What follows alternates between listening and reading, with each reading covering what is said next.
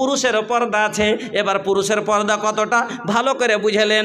আপনিও বেপর্দা হন, আপনার গুনাহ হয়। পুরুষের পর্দা হলো হাঁটুর নিচে থেকে নিয়ে এই লাহির ওপর পর্যন্ত। এখানটা যদি আপনার উদাম থাকে আপনার গুনাহ হবে।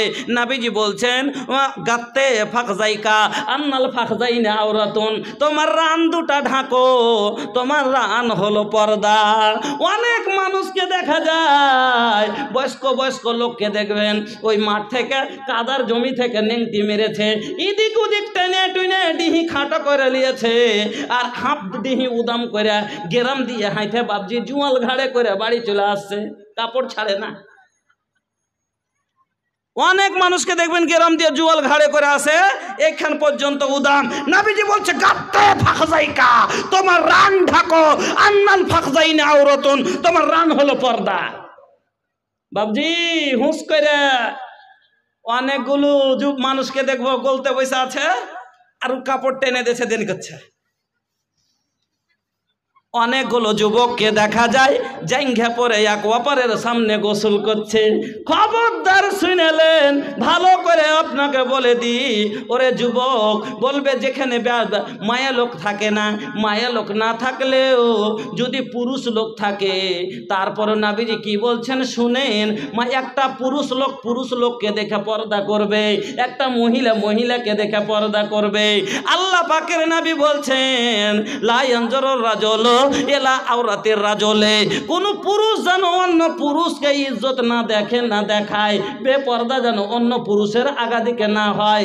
আর ওই রকমই কোনো মায়া লোক যেন অন্য মহিলার আগাদিকে যেন বেপর্দা না হয়। অনেকগুলো মহিলার ব্যবহার খারাপ, এটা তোহার বহিন, এর সামনে দুধ খাওয়াইলে কি হবে, এটা তোহার বড় যা, এটা তোহার খালা, এটা তোহার নিজের লোক। ওগো বোন শুনেলেন, যেটা পর্দা আপনার বহিনের সামনে যদি হাত উদাম হয়ে যায় গুনাহ হবে না, আপনার ভাইয়ের সামনে যদি পা হাঁটুর নিচে উদাম হয়ে যায় গুনাহ হবে না, আপনার নিজের মামুর সামনে মাথার কাপড় পড়ে যায় গুনাহ হবে না।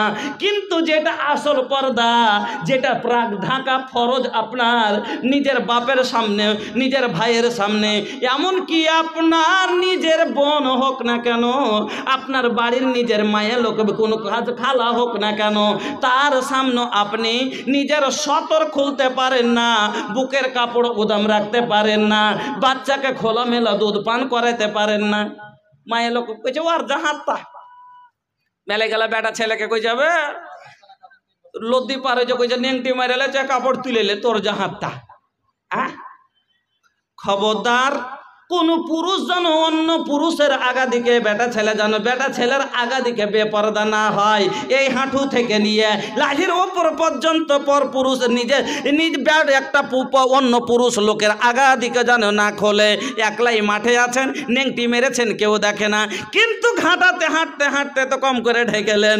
আমার বন্ধুরা, আমার ভাই জানেরা, আর একটা মজার কথা শুনে যান। কিছু মানুষ আমাদের বিহারে আছে, আমাদের মধ্যে কিছু লোক পাবেন কাউরির আছে অভাব, আর কিছু মানুষের হলো স্বভাব। কিছু মানুষের অভাব আর কিছু মানুষের স্বভাব কি, একটা বিছানে পাঠা পাঠা তিনটে বেটাকে শুতাইবে। 16 বছর, 17 বছর, 18 বছরের দু বেটা, তিন বেটা, এখানটা চকি, এখানটা কম্বল। শুনেন, যেটা হক কথা সেটা বলছি। 14 বিঘার জমি, 2 ঘন্টা খালি ট্রেক্টর কিনেছে, বেটারকে বিয়ে দেয় না। ওর মা কই চাচি ছোনারকে বিয়ে দাও না একটা। আর এখানে বিয়ে দিবি, এখানে জুদো হইবে, হ্যাঁ পরে এক মতে আছে, এখন কিছু করবি, করিয়েলে পরে আর হইবে না। চাচি 2 ঘন্টা ঘর গালা কিনো করো না ছোনার। আরে কোন ঢাকে চেপে থাকবে, জমি খানটা রেস্টারি করি। হ্যাঁ, 1 ঘন্টা ঘর, 2 ঘন্টা চকি লাগিয়ে দিয়েছে, 4টা খালি বেটা, ইকে এক বিছানে 2 বেটা, এক বিছানে 2 বেটা, এবং একটা 18 বছরের, একটা 22 বছরের। ও তখন পাঞ্জরে শুচ্ছে, তখন কইছে হটবে হট, তুই আপনার লেহলি লেগা মগে শুতে দেয় না। কইছে হ্যাঁ রে, আমি তোর মা হয়ে এখন একটা পেটে তোরা 16টাকে থুইতে পেরেছি রে, আর 1 ঘন্টা কম হলে তোরা 2 ভাই শুতে পারিস না। কিন্তু মা তো বুঝে না যে সেদিন ছিল উপর তাবিয়ান এত বড়, আর আজ হেছে এত বড় একটা ডঙ্গা মানুষ। হ্যাঁ, এটা ভুল কিনা ভাই? একটা 16 বছর 18 বছর 20 বছরের চ্যাংড়া যখন রাতে ঘুমাবে তার স্বপ্নও আসতে পারে, স্বপ্ন দেখতে পারে, পারে না? পারে না। হক কথা যেটা যদি স্বপ্নে ভাইটা কি ভাইয়ের পায়ে ওপরে পা চাপিয়ে দেয়, শরম লাগবে না? লাগবে না? এই জন্য নবীজি বলেন ওয়ালা ইউকদিয়াল মারাত ইলাল মারাত ফি সাওবিন ওয়াহিদ, দুটা জওয়ান ছেলে জানে খালি গতরে একটা ল্যাপে বা একটা কম্বলের ভিতরে না শুতে। কাইল থেকে বিছানা আলাদা করবেন। যারা 15 বছর 16 বছরের 18 বছরের দু বেটাকে এক বিছানে শুতেছেন, দুটা জওয়ান ছেলে জানে একটা কম্বলে খালি গায়ে না শুতে না ঘুমায়।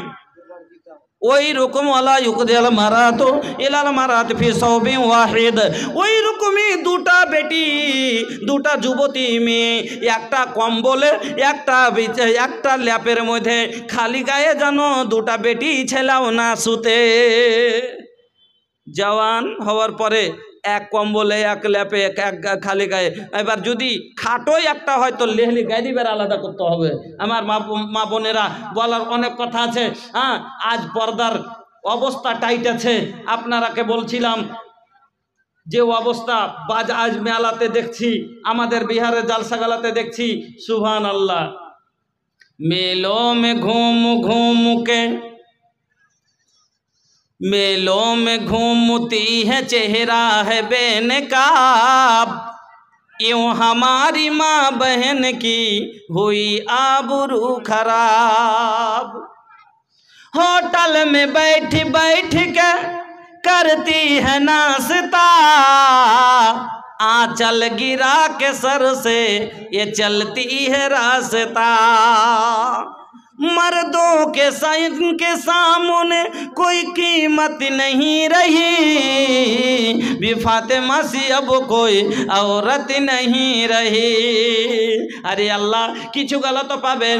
अंग्रेजी स्टाइले हाटाहाटी করেছে, अंग्रेजी स्टाइल में चले हाई हिल के सैंडल बा, अंग्रेजी स्टाइल में चले हाई हिल के सैंडल बा।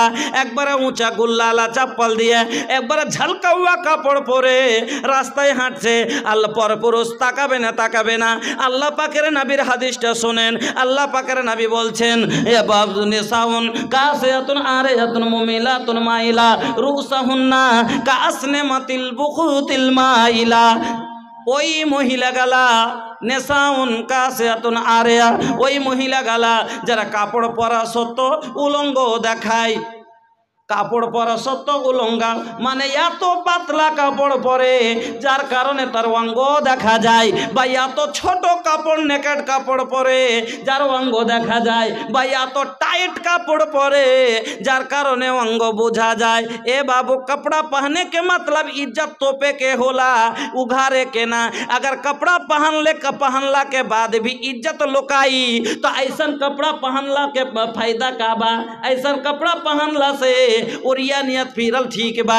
আমার বা বন্ধুরা, আমার ভাই জানেরা, আল্লাহ পাকের নবী বলছেন ওই মহিলারা যারা এরকম করে কাপড় পরে এবং বুকতি নামক উটের কুজের মতো চুলগুলাকে ওপর দিকে করে উটের কুহানের মতো চুটের মতো করে চুলগুলাকে বেঁধে দুলকি চাল দিয়ে পর পুরুষকে নিজের দিকে আকর্ষিত করে আর রাস্তায় হাঁটে এবং নিজেও আকর্ষিত হয়। এই इसलिए कि आखिर जो है हजरत मौलाना अब्दुल साहब भोजपुरी जैसे मुझे ये गाना है, इसे आप औरतों के पंजाब में चादर लेके जाए, जो अल्लाह तबारक व तआला उन्हें तौफीक देगा इंशाअल्लाह वो भेजेंगे। इसे आप वहाँ जाएं। তো আল্লাহ পাকের নবী বলছেন লায়াত খুলনাল জান্নাত ওয়ালা ইয়াজিদনা রিহাহা, এরকম মহিলারা জান্নাতে যাওয়া দূরের কথা, জান্নাতের সুগন্ধ পর্যন্ত পাবে না। এই মা বোন আর কথা বলবো না, কারণ বলার টাইম নেই, 15 মিনিট আজানের টাইম আছে। আমি আপনাদের কাছে যেটা বলতে চাইছি যে দুনিয়ার সবচাইতে দামি জিনিস আপনি, তাইলে আপনাকে আল্লাহ এত বড় সম্মান দেওয়ার পরও আজ আপনি কেন বুঝেন না? কেন আপনি মাছালার আগা দিকে চলে যাচ্ছেন? কেন আপনি কাপড়ওয়ালার আগা দিকে চলে যাচ্ছেন? আপনার ফখরের সাথে ঘরে বসে থাকেন। আমি এত দামি জিনিস যাকে আল্লাহ এত সম্মান দিয়েছে, আমি বাইরে যাব না। নিজের সম্মানটুকু বুঝেন, নিজকে বাড়ির ভিতরে হেফাজত হেফাজতে রাখেন আমার মা বোন, আমার বন্ধুরা। এইটা হলো একটা মসজিদের জালসা, যেহেতু শেষ রাতে কাল